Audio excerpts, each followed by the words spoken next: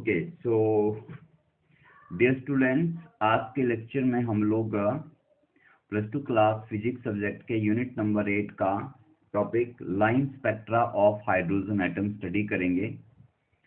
तो इससे पहले हम लोगों ने हाइड्रोजन के nth ऑर्बिट में कितनी एनर्जी होती है उसका एक्सप्रेशन हमने फाइंड आउट कर लिया था, और वो फॉर्मूला हमने देखा था। Energy in nth orbit is given by -me⁴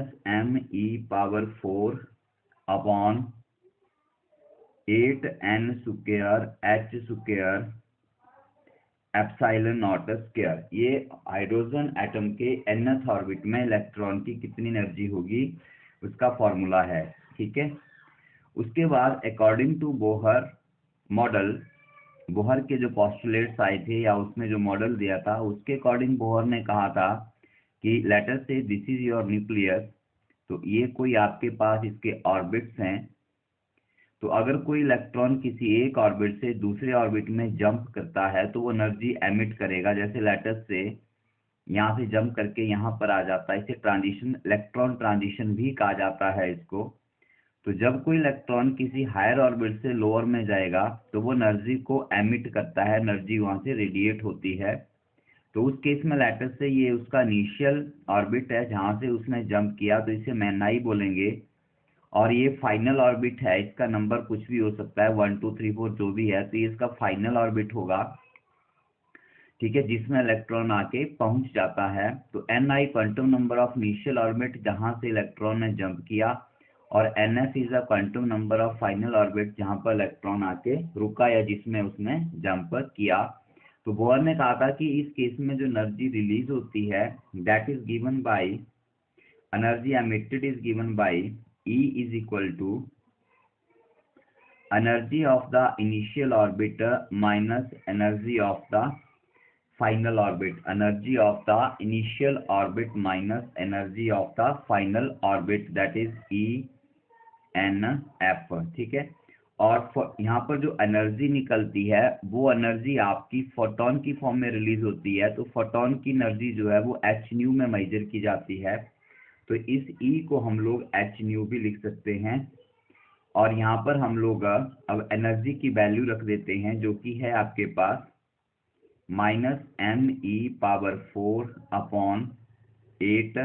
अब इस n को हम इनिशियल एनर्जी स्टेट के लिए यूज करेंगे, तो इस n की जगह पर आप लोग ni कर देंगे, ni² epsilon not square minus energy of the final की जो एनर्जी है वो आप -1 ये है और एक माइनस ये है। तो यहाँ पर आप लिख देंगे -me⁴ अपॉन 8n, यहाँ पर आप nf लिखेंगे, into h² into epsilon not square, right. So this is equal to, देखिए -me⁴, अब ये माइनस और माइनस मिलके प्लस का हो जाएगा, तो इस टर्म को हम पहले लिख लेते हैं। तो ये बन जाएगी, देखो me⁴ upon 8nf² into h² into epsilon not square, और ये माइनस की टर्म हमने लास्ट में लिख दी, me⁴ upon 8ni² h² epsilon not square, ठीक है। यहाँ तक क्लियर हो गया। एक बार देख लीजिए, वीडियो थोड़ा कट हो गया था यहाँ पे। माइनस माइनस प्लस, प्लस की टर्म हमने पहले लिख ली, me⁴ 8nf² h² epsilon nought e², minus इस टर्म को हमने बाद में लिख लिया, ठीक है। So this is equal to me⁴ common है, यहाँ पर भी है और यहाँ पर भी है, और 8h² एप्सिलॉन नॉट भी डिनोमिनेटर में कॉमन है, तो इसे कॉमन कर लीजिए। और विद इन द ब्रैकेट आपके पास रह गया, यहाँ से बच जाएगा 1, और यहाँ पर रह जाएगा nf² माइनस 1 अपॉन ni², और लेफ्ट साइड में आपके पास है hν, राइट। बट हम लोगों को पता है न्यू क्या होता है, न्यू का फॉर्मूला होता है c अपॉन लैम्डा, न्यू होता है c अपॉन, ठीक है। न्यू होता है c अपॉन लैम्डा, तो यहाँ पे हम एच सी अपॉन लैम्डा लिख सकते हैं, तो मैं यहीं पे रिप्लेस कर देता हूँ। देखो इस न्यू को यहाँ पे हमारे पास एच न्यू है और इस न्यू को हमने यहाँ से हटा दिया, तो इन प्लेस ऑफ दिस न्यू हमने एच सी अपॉन लैम्डा लगा लिया। अब यहाँ से ये कांस्टेंट एच और सी हमेशा कांस्टेंट होते हैं, तो इनको हम लोग शिफ्ट कर देंगे राइट साइड को और लैम्डा यहाँ पर रह जाएगा, तो आपके पास बच जाएगा 1 upon lambda is equal to H C इधर आ जाएगा M E power 4 divide by 8 H, H square एक एच यहाँ से आएगा, H square already H cube हो जाएगा एप्सिलॉन नॉट स्क्वायर, और इधर से सी भी हम यहाँ पे लिख देंगे कांस्टेंट में, और ब्रैकेट के अंदर रह गया N F square minus 1 upon N I square. ठीक है, राइट। नाउ ये जो हमारे पास यहाँ पर बच गया ये कांस्टेंट है, क्योंकि इसमें सारी टर्म्स आपकी कांस्टेंट है, तो इस कांस्टेंट को हम यहाँ पर एक नाम दे देते हैं M E power 4 upon 8 H square epsilon not square C is equal to R is equal to Rydberg constant. क्या नाम है इसका? Rydberg constant. ठीक है, ये एक कांस्टेंट है और इसकी वैल्यू भी होती है, और इसकी वैल्यू जो होती है वो होती है 1.09 इंटू 10 पावर 7 पर मीटर इसकी वैल्यू है। तो नया कांस्टेंट है, इसको लिख लीजिए और याद कर लीजिए। तो आपके पास ये इक्वेशन क्या बन जाती है? ये इक्वेशन आ जाती है 1 upon lambda is equal to, in place of this हम आर लिख देते हैं, और ये आ गया 1 upon N F square minus 1 upon N I square. ठीक है, तो यहाँ पर लैम्डा जो है वो लैम्डा क्या है? लैम्डा आपकी वेवलेंथ है। किसकी? Wave. Lambda is the wavelength of a spectral line. Spectral, sorry गलत होगी स्पेलिंग, स्पेक्ट्रल लाइन। कौन सी स्पेक्ट्रल लाइन? जैसे हमने अभी पढ़ा कि जब किसी ऑर्बिट से इलेक्ट्रॉन ट्रांजिट होता है, हायर ऑर्बिट से लोअर ऑर्बिट में आएगा, तो वो एनर्जी रेडिएट करेगा, मींस रेडिएशन रेडिएट करेगा। तो रेडिएशन जो रेडिएट होगी वो वेव की फॉर्म में होगी। तो वेव की फॉर्म में जो रेडिएशन रेडिएट होगी तो उसकी एक वेवलेंथ भी होगी। तो जो वेव यहाँ पर रेडिएट हो रही है, या जो लाइट एनर्जी यहाँ पर रेडिएट हो रही है, उसको हम लोग स्पेक्ट्रल लाइन कहते हैं। पार्टिकुलर वेवलेंथ की लाइट को हम यहाँ पर, या रेडिएशन को स्पेक्ट्रल लाइन कहेंगे, और उसकी वेवलेंथ लैम्डा आएगी, और उसका जो फॉर्मूला है 1 by lambda is equal to R into 1 by N F square minus 1 by N I square होगा। ठीक है, और हमने +1 क्लास में पढ़ा हुआ है कि 1 अपॉन लैम्डा जो है उसे हम लोग nu bar that is wave number का नाम देते हैं। It is known as the wave number. ठीक है, तो 1 बाई लैम्डा जो है वो वेव नंबर भी कहलाता है। 1 by lambda is equal to nu bar, जिसे हम लोग वेव नंबर कहते हैं। ठीक है, तो इस प्रकार यहाँ से आप 1 बाई लैम्डा को हटा के यहाँ पे वेव नंबर भी लिख सकते हो। ठीक है, तो ये आ गया हमारे पास वेवलेंथ का कैलकुलेट करने का फॉर्मूला। अब हम चलते हैं आगे, various spectral series of hydrogen atom. Okay, so अभी हम स्टार्ट करते हैं various spectral series of hydrogen atom. उससे पहले स्पेक्ट्रल लाइन और स्पेक्ट्रल सीरीज को समझ लेते हैं कि क्या होती हैं। ठीक है, तो वैसे हम पहले पढ़ चुके हैं, लेकिन एक बार मैं फिर आपको रिकॉल करवा देता हूँ कि लेटर से दैट, जैसे हम लोग सपोज करते हैं, let me draw the hydrogen atom. Later से हमारे पास ये हाइड्रोजन एटम है, ये इसका न्यूक्लियस आ गया, ये इसका पहला ऑर्बिट आ गया, ये इसका दूसरा, ये तीसरा, और ये इस तरह से 4th एंड 5th ऑर्बिट आ गए इसके। ठीक है, अब जो इलेक्ट्रॉन है जब वो हायर ऑर्बिट से लोअर में आएंगे तो वो एनर्जी रेडिएट करेंगे in the form of radiation. तो जो एनर्जी रेडिएट होती है उसे हम रेडिएशन कहेंगे यहाँ पर। जैसे मान लीजिए दूसरे ऑर्बिट से पहले में इलेक्ट्रॉन आ जाता है, या फिर थर्ड ऑर्बिट से फर्स्ट में इलेक्ट्रॉन आ जाता है। अभी हम ये मान रहे हैं कि फर्स्ट ऑर्बिट में इलेक्ट्रॉन पहुंच रहे हैं किसी भी हायर ऑर्बिट से। आई बात समझ में? Electrons are coming to the first orbit from any higher orbit, mean second से ट्रांजिट होके फर्स्ट में आ गया, थर्ड से फर्स्ट में आ गया, या फोर्थ से फर्स्ट में आ गया, या फिफ्थ से फर्स्ट में आ गया। तो यहाँ पर एनर्जी डिफरेंस अलग अलग आएंगे। दूसरे से पहले में आएगा तो एनर्जी डिफरेंस कुछ और होगा, थर्ड से फर्स्ट में आएगा तो एनर्जी डिफरेंस कुछ और होगा। तो अलग अलग एनर्जी डिफरेंस पर अलग अलग रेडिएशन जो है वो एमिट होंगी, और उन रेडिएशंस को हम लोग एक एक अलग अलग रेडिएशन को स्पेक्ट्रल लाइन कहते हैं। क्या कहते हैं? Spectral line.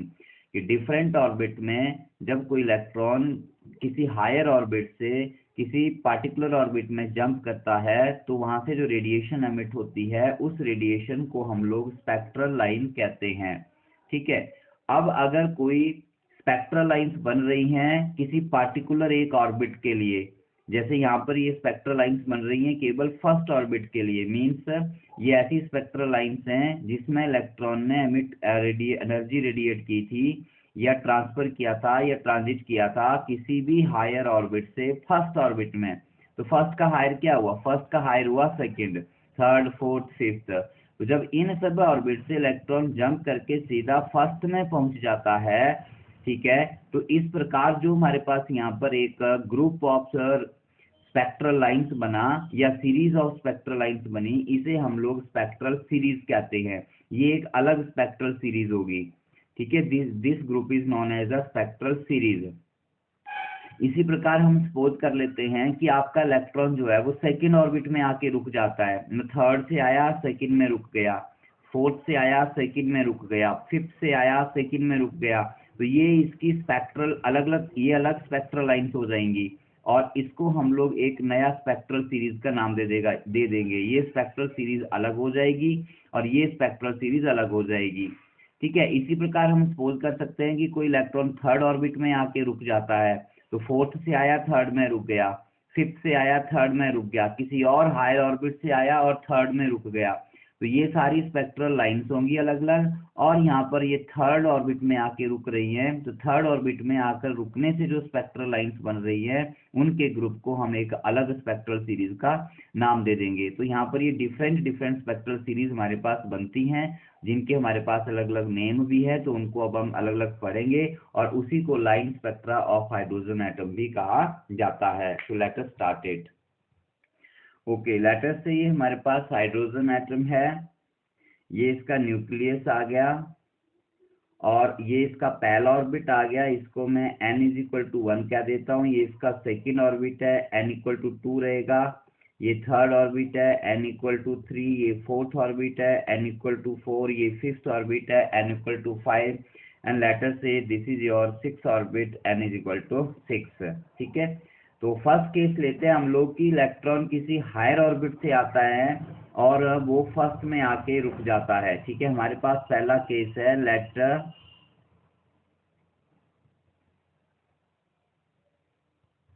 Okay.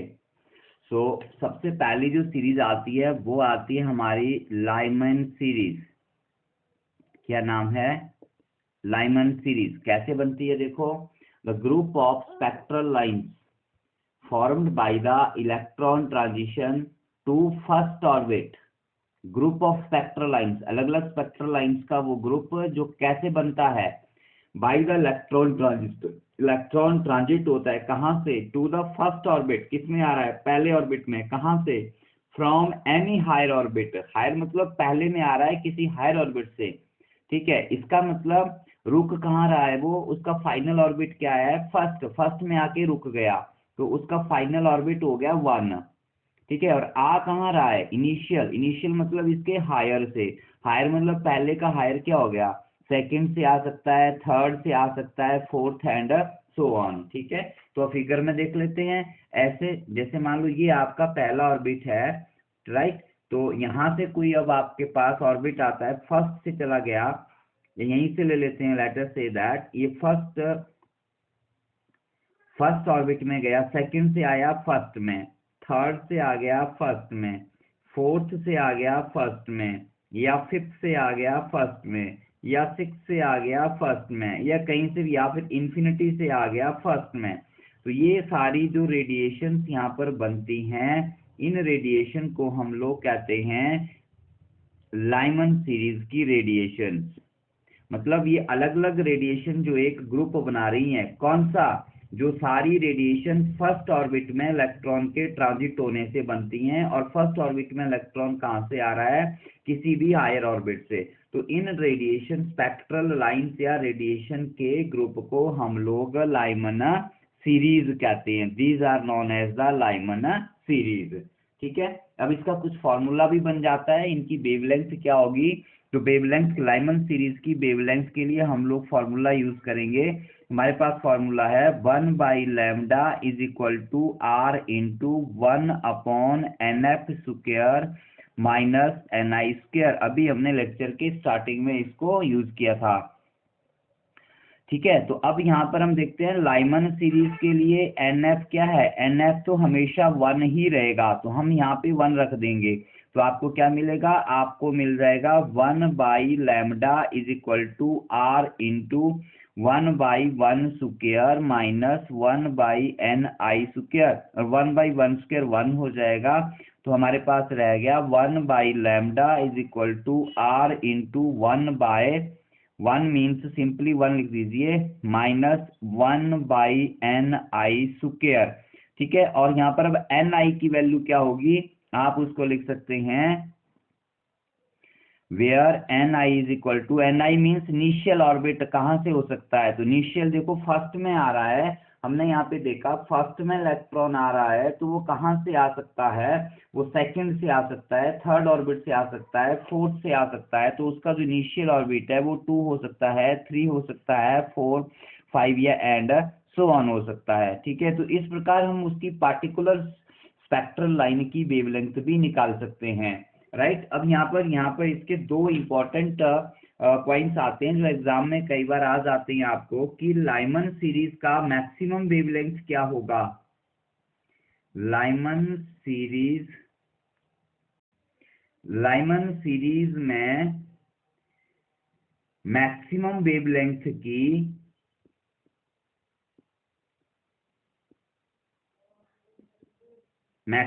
Wavelength of the spectral line, जो एक यहाँ पर स्पेक्ट्रल लाइन बनेगी उसकी मैक्सिमम वेवलेंथ क्या होगी और मिनिमम वेवलेंथ क्या होगी। ठीक है, कि स्पेक्ट्रल लाइन मैक्सिमम वेवलेंथ की स्पेक्ट्रल लाइन क्या एमिट होगी लाइमन सीरीज में, और मिनिमम वेवलेंथ की स्पेक्ट्रल लाइन क्या एमिट होगी। ठीक है, तो वेरी सिंपल, मैक्सिमम वेवलेंथ के लिए हम लोग, मैक्सिमम वेवलेंथ मतलब जिसकी एनर्जी जो है आपकी मिनिमम होगी, तो मिनिमम एनर्जी डिफरेंस आएगा फर्स्ट और सेकंड ऑर्बिट में। तो उसके लिए आप क्या करेंगे, मैक्सिमम के लिए आप लोग फाइनल स्टेट जो है वो तो आपकी 1 ही रहेगी यहाँ पर, लेकिन इनिशियल स्टेट जो है वो 2 पुट कर देंगे। आप यहाँ पर क्या पुट कर देंगे, 2 सब्स्टिट्यूट कर देंगे। तो आपको ये फॉर्मूला क्या मिल जाएगा, यहाँ पर देखो ये मिल जाएगा आपको 1/λ is equal to r into 1 minus 1/2²। इसको सॉल्व करेंगे, r इंटू 1 माइनस 1/4। ठीक है, और ये हो जाएगा आपके पास 4 1 जा 4, 3/4, that is 1/λ is equal to r into 3/4। अब हमें लैम्डा चाहिए तो यहाँ से रेसिप्रोकल करना पड़ेगा आपको, तो यहाँ से लैम्डा आ जाएगा आपके पास 4/3r। ठीक है, ये हो गई आपके पास लाइमन सीरीज की मैक्सिमम वेवलेंथ की स्पेक्ट्रल लाइन, सॉरी। ठीक है, लाइमन सीरीज में मैक्सिमम वेवलेंथ कितनी होगी, lambda is equal to 4/3r। तो इसको लर्न रख सकते हैं आप लोग, और अगर नहीं रख सकते हैं तो फिर आपको फॉर्मूला पता होना चाहिए कि मैक्सिमम वेवलेंथ अगर निकालनी है लाइमन सीरीज में तो उसके लिए आपको इनिशियल जो ऑर्बिट है वो 2 पुट करना है। ठीक है, अब मिनिमम की बात करते हैं। मिनिमम के लिए आपने हमेशा ही फाइनल स्टेट तो लाइमन की 1 ही रहेगी, लेकिन जो इनिशियल स्टेट है बच्चों वो आपने इन्फिनिटी पुट करनी है सभी केस में। जो भी हम आगे सीरीज पढ़ेंगे उन सब में इन्फिनिटी पुट करना है आपने। ठीक है, तो जब आप यहाँ पे इन्फिनिटी लगा देंगे तो क्या मिलेगा, 1/λ is equal to r into 1 minus infinity square. Infinity square 0 हो जाएगा, 1 माइनस 0 1 हो गया, 1 इंटू आर हो गया, तो ये इक्वल टू आर बच गया। तो इसका मतलब जो लैम्डा है इसका रेसिप्रोकल करके मिल जाएगा, जो कि 1/r आ जाता है। तो ये लाइमन सीरीज की मिनिमम वेवलेंथ की स्पेक्ट्रल लाइन होगी, ये आपकी मिनिमम वेवलेंथ की स्पेक्ट्रल लाइन होगी, कौन सी सीरीज की, लाइमन की। ठीक है, तो इस प्रकार आप इसको निकाल सकते हो। Now let us study the second series. Okay, so dear students, number 2 पे जो हमारे पास सीरीज आती है उसका नाम है बामर सीरीज। तो डेफिनेशन लगभग सेम है, देखिए, the group of spectral line formed by the electron transition to, मतलब किस में आएंगे, अब बामर सीरीज में इलेक्ट्रॉन जो है वो सेकंड ऑर्बिट में आके रुक जाएगा। अब जो ट्रांजिशन है वो सेकंड ऑर्बिट को होगी, फ्रॉम एनी हायर ऑर्बिट, किसी भी हायर ऑर्बिट से सेकंड में आके रुक जाएगा वो आपका इलेक्ट्रॉन। ठीक है, तो उससे जो स्पेक्ट्रल लाइंस बनेंगी और उनका जो ग्रुप बनेगा उसको हम लोग कह देंगे क्या, उसको हम लोग कह देंगे बच्चों यहाँ पर अपना बामर सीरीज। ठीक है, क्या कह देंगे, बामर सीरीज। ठीक है, जैसे अब यहाँ पर स्टडी करते हैं, देखो बामर सीरीज कैसे बनेगी। अब जो इलेक्ट्रॉन है वो सेकंड ऑर्बिट में रुक जाएंगे, तो सेकंड में कहाँ से आ सकते हैं, सेकंड में थर्ड से आ सकता है, सेकंड में फोर्थ से आ सकता है, सेकंड में फिफ्थ से आ सकता है, सेकंड में सिक्स से भी आ सकता है। तो ये जो पहले वाला था ना, ये वाला, ये था आपका लाइमन। अब ये जो यहाँ पे बन रही है, ये बन रही है आपकी बामर। ठीक है, तो फॉर्मूला क्या हो जाएगा, देखो बामर के लिए फाइनल स्टेट हो गई 2, orbit second, electron second orbit में आके रुक जाएगा, सेकंड के लिए ट्रांजिट करेगा। ठीक है, और इनिशियल स्टेट क्या हो जाएगी, 2 से हायर ऑर्बिट से आएगा, तो वो आपकी 3 4 5 6 एंड सो ऑन आ जाएंगी। ठीक है, तो यहाँ पर भी हम इसका फॉर्मूला स्टडी कर लेते हैं। तो फॉर्मूला वही आ जाएगा, देखो 1/λ is equal to r into 1/nf² minus 1/ni²। Right, तो यहाँ पर जो हमारी फाइनल स्टेट है वो 2 है, और इनिशियल स्टेट जो है वो आपकी 2 से ऊपर हो जाएगी, that is 3 4 5 6 and so on. Right, तो ये वैल्यू लगा दीजिए, यहाँ पे आपको मिल जाएगा 1/λ is equal to r into 1/2 का स्क्वायर करेंगे तो 4 आ जाएगा, माइनस 1/ni²। तो ये बामर सीरीज के लिए वेवलेंथ का फॉर्मूला आ जाएगा। अब यहाँ पर भी अगर हमें बामर सीरीज की मैक्सिमम वेवलेंथ की स्पेक्ट्रल लाइन निकालनी हो तो कैसे निकालेंगे, देखो मैक्सिमम वेवलेंथ, मैक्सिमम वेवलेंथ के लिए मैंने बोला कि जो जहां पर इलेक्ट्रॉन आके रुक रहा है उससे हायर, जो पहला हायर ऑर्बिट है उस वो इनिशियल वैल्यू रख दो आप लोग। तो ni हम यहाँ पे रख देंगे 3 बामर के लिए। देखो फाइनल स्टेट 2 है तो पहली हायर स्टेट क्या हुई, 3, तो उसको रखने से जो वेवलेंथ मिलेगी वो मैक्सिमम वेवलेंथ होगी आपकी। तो रख दीजिए यहाँ पर, देखो 1/λ is equal to r into 1/4 minus 1/3 का स्क्वायर हो गया 9।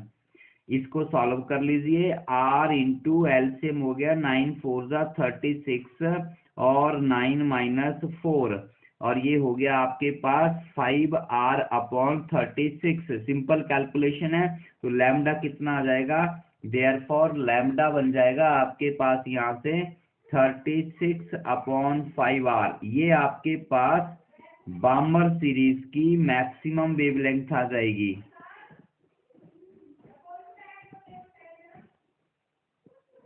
ठीक है, ये क्या आ गई, बामर सीरीज की मैक्सिमम वेवलेंथ आ गई। इसी तरह से अगर इसकी मिनिमम वेवलेंथ निकालनी हो आप लोगों ने, इसके रेडिएशन या स्पेक्ट्रल लाइन की जो मिनिमम वेवलेंथ होगी,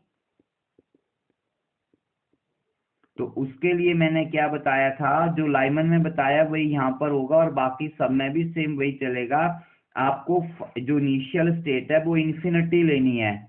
इनिशियल स्टेट क्या लेनी है, इन्फिनिटी। तो इसमें जब आप इन्फिनिटी लगा देंगे, तो मैं यहाँ पे करता हूँ, देखो क्या हो जाएगा, 1/λ is equal to r into 1/4 minus 1/∞²।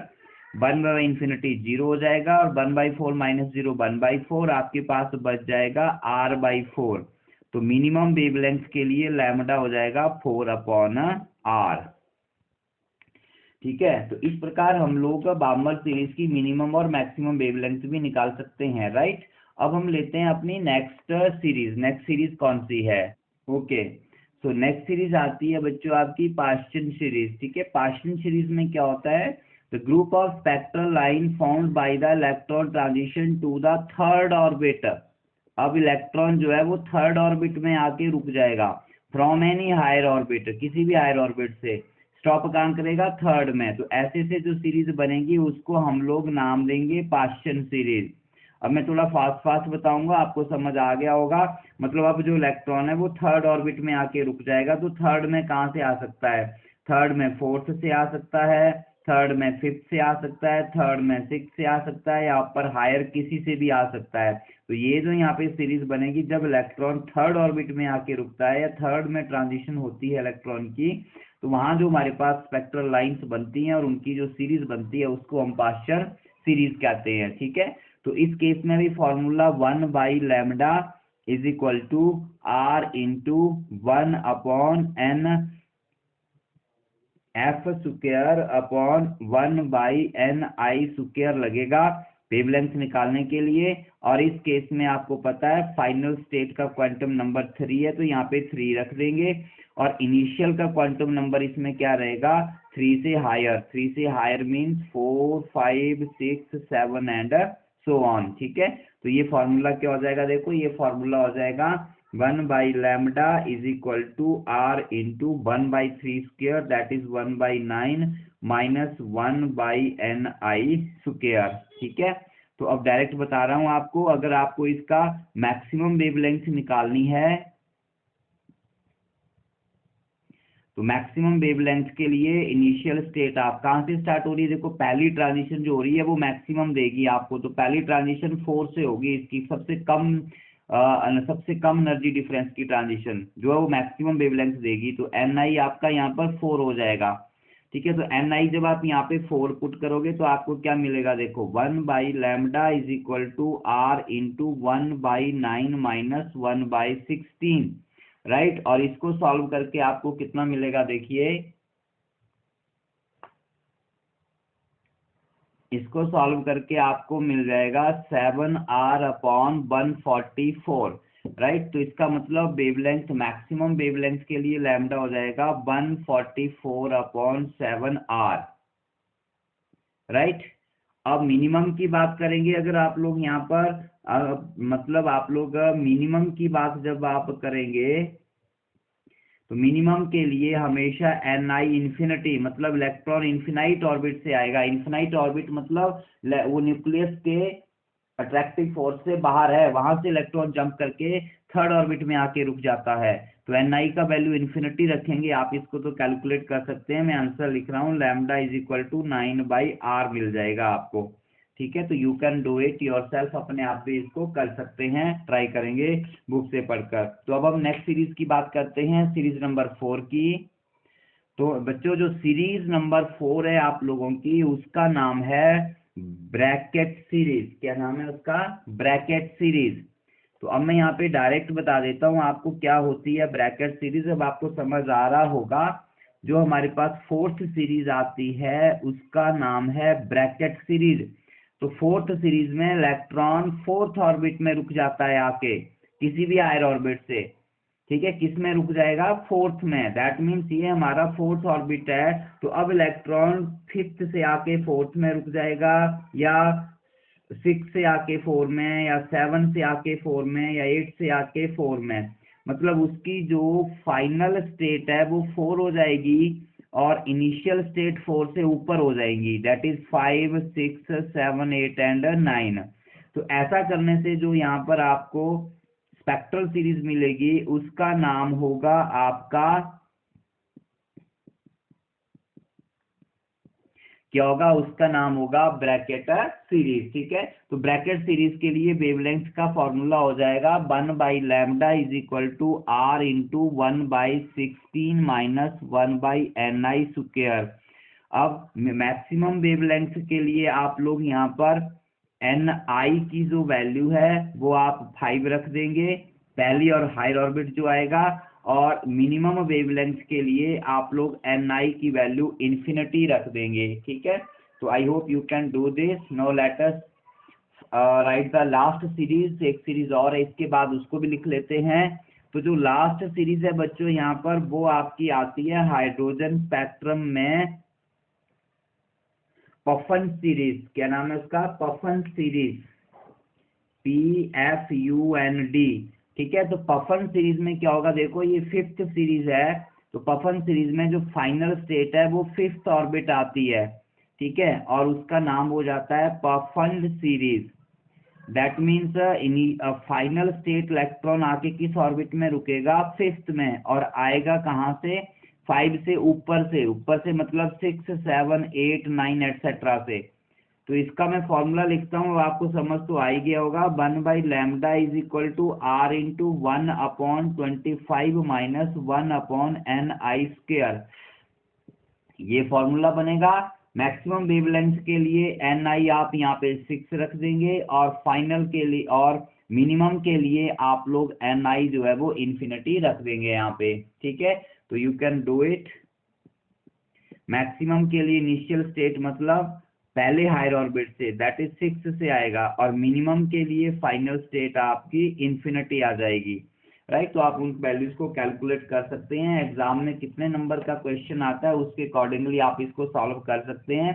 बाकी आपको दिमाग में टॉपिक को अच्छे से समझना है। तो ये आपकी वेरियस स्पेक्ट्रल सीरीज हो गई। राइट, एनर्जी लेवल डायग्राम ऐसे भी हम बना सकते हैं ग्राफ के जरिए।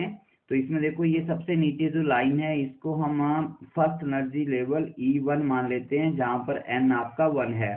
ठीक है, इस केस में आपका एनर्जी लेवल E2 कहलाएगा, यहाँ पर N आपका 2 है। ठीक है, ये आपका थर्ड ऑर्बिट है, मीन्स थर्ड ऑर्बिट की एनर्जी है, यहाँ पर ये आपका E3 हो गया। तो ये आपके फोर्थ एनर्जी लेवल हो गया, जहां पर N आपका 4 आ जाएगा। इसी प्रकार ये 5th एनर्जी लेवल हो गया, जहां पर N आपका 5 आ जाएगा। इसी प्रकार ये आपका 6th एनर्जी लेवल हो गया, जहां पर N आपका 6 आ जाएगा। राइट, तो अब फर्स्ट ऑर्बिट में किसी हायर ऑर्बिट से जब इलेक्ट्रॉन आएगा और फर्स्ट में आके रुक जाएगा, ये ट्रांजिशन हो गई electron transition from any higher orbit to the first orbit. ठीक है, तो ये जो यहाँ पर सीरीज बनी आपकी, ये बनी आपकी लाइमन सीरीज। ठीक है, जब कोई इलेक्ट्रॉन हायर ऑर्बिट से आता है और सेकंड में ही रुक जाएगा, इस तरह से सेकंड ऑर्बिट के लिए जंप कर रहा है, तो वो आपकी बनती है बामर सीरीज। इसी प्रकार कोई इलेक्ट्रॉन आता है और थर्ड ऑर्बिट में आके रुक जाता है, मीन ट्रांजिशन होती है थर्ड ऑर्बिट के लिए किसी भी हायर ऑर्बिट से, तो वो आपकी बनती है सीरीज पार्शियन सीरीज। इसी प्रकार अगर कोई इलेक्ट्रॉन फोर्थ ऑर्बिट में आके रुक जाता है, तो वो सीरीज आपकी बनती है लाइमन बामर पास्चन, और फोर्थ बनती है ब्रैकेट सीरीज। और 5th में आके अगर कोई रुक जाता है इस तरह से हायर ऑर्बिट से आके, तो वो आपकी बनती है पफंड सीरीज। ठीक हो गया, तो ये अलग अलग सीरीज है हमारे पास जो यहाँ बन रही हैं। लाइमन फर्स्ट ऑर्बिट में ट्रांजिशन होती है, बामर सेकंड ऑर्बिट में होती है, आयर से पास्चन थर्ड में होती है, आयर से ब्रैकेट फोर्थ में, आयर से और पास्चन 5th से। ठीक है, तो इस तरह से। और ये जो E1 फर्स्ट है, ये आपकी ग्राउंड स्टेट भी कहलाती है, और हाइड्रोजन एटम की, क्योंकि उसका एक ही इलेक्ट्रॉन होता है और वो फर्स्ट ऑर्बिट में लाई करता है। इसके बाद एक चीज और देख लीजिए, ये जो आपकी लाइमन सीरीज आती है, लाइमन सीरीज जो है आपकी, ये आपकी इलेक्ट्रोमैग्नेटिक स्पेक्ट्रम के अल्ट्रा वायलेट रीजन में आती है। This falls in the ultra violet region, मतलब इस सीरीज की स्पेक्ट्रल लाइंस की जो वेवलेंथ होती है ना, वो यूवी रीजन में आती है, ultra violet region, electromagnetic spectrum के अल्ट्रा वायलेट रीजन में आती है। बामर जो है वो आपके विजिबल रीजन में आती है, मतलब बामर सीरीज जो है उसको हम लोग विजिबल देख सकते हैं without the help of any device. ठीक है, किसी भी इंस्ट्रूमेंट या डिवाइस के बिना हम उसको देख सकते हैं। बामर सीरीज और विजिबल रीजन में आती हैं, उसकी जो स्पेक्ट्रल लाइंस हैं। ठीक है, और बाकी ये जो तीन आपके पास रह गए, पास्चन, ब्रैकेट एंड पफंड, ये सारी आपके पास इंफ्रारेड रीजन में आती है। तो ये रीजन भी आपके पास MCQ में आ जाते हैं। कि partial bracket Pfund IR region, infrared region बोलते हैं हम इसको, इंफ्रारेड रीजन। ये इलेक्ट्रोमैग्नेटिक स्पेक्ट्रम है जो हम अभी आने वाले चैप्टर्स में इसको हम पढ़ चुके हैं, यूनिट 5 में कर चुके हैं हम। इलेक्ट्रोमैग्नेटिक स्पेक्ट्रम क्या होता है, ये उसी के पार्ट हैं। Ultraviolet region, visible region, infrared region, ठीक है। तो लाइमन यूवी में आता है, बामर विजिबल में आता है, और बाकी 3 जो सीरीज हैं ये आपकी इंफ्रारेड रीजन में आती हैं। So that's all for this, इसको ध्यान से कीजिए और समझने की कोशिश कीजिए। So that's all for this lecture.